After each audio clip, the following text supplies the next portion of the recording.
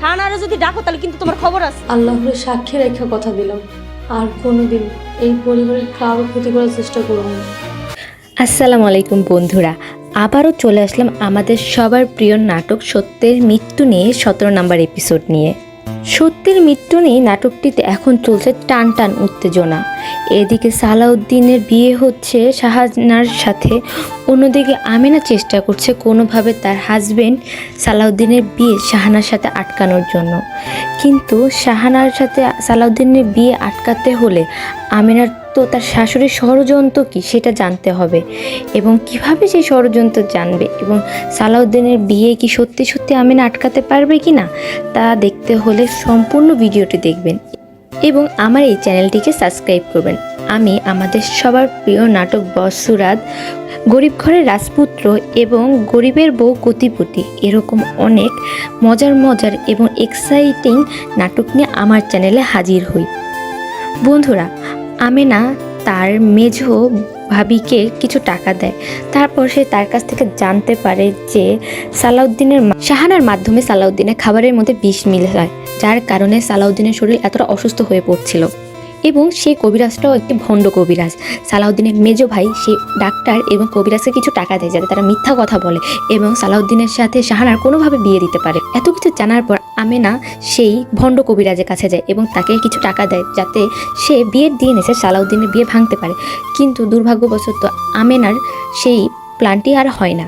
সেই ভণ্ড কবিরাজ সালাউদ্দিনের বিয়ে ভাঙা তো দূরের কথা, আমিনার টাকা নিয়ে সে পালিয়ে যায়। অবশেষে কোনো পথ না পেয়ে আমিনার পুলিশকে ডাকতে হয় এবং সেই পুলিশ এসে সালাউদ্দিন ও শাহানার বিয়েটা ভেঙে ফেলে।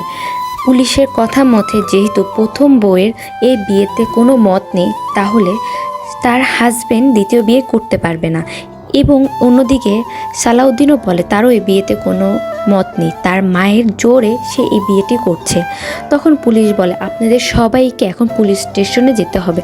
তখন সালাউদ্দিনের মা বলে আমাদের পরিবারের মধ্যে ব্যাপার এটা, আমরা নিজেরা কথা বলে এটা সমাধান করব, আপনি চিন্তা করবেন না, এখানে কোনো বিয়ে হবে না। তখন পুলিশ আমিনাকে জিজ্ঞেস করে আপনারা কি চান পরিবারের মধ্যে সমস্যাটা সমাধান হোক? তখন আমিনা রাজি হয়ে যায় এবং সাথে সাথে তার জামাইকে নিয়ে এসে রুমের ভিতর চলে যায়।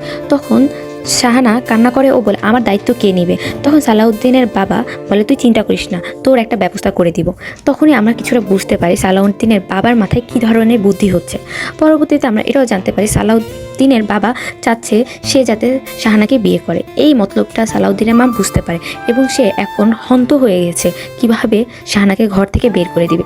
বন্ধুরা, পরবর্তী 17 নম্বর এপিসোডে আমরা হয়তো এটাই দেখব কিভাবে বুদ্ধি করে শাহানারকে ঘর থেকে বের করে দিচ্ছে সালাউদ্দিনের মা। বন্ধুরা, আমিনা সব সত্যি কথা এবং সালাউদ্দিনের মায়ের সকল ষড়যন্ত্রের কথা সালাউদ্দিনের বাবাকে জানিয়ে দেয় এবং সালাউদ্দিনের বাবা বলে তুমি চিন্তা করো না, সালাউদ্দিনের মা নিজেই শাহানাকে ঘর থেকে বের করে দিবে। বন্ধুরা, এখন দেখার পালা কিভাবে সালাউদ্দিনের মা শাহানাকে ঘর থেকে বের করে দিচ্ছে এবং কি বুদ্ধিটাই বা সালাউদ্দিনের মা করছে।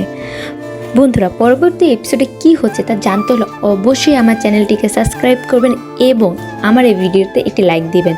সম্পূর্ণ ভিডিওটি দেখার জন্য ধন্যবাদ। আশা করি আপনাদের ভালো লেগেছে।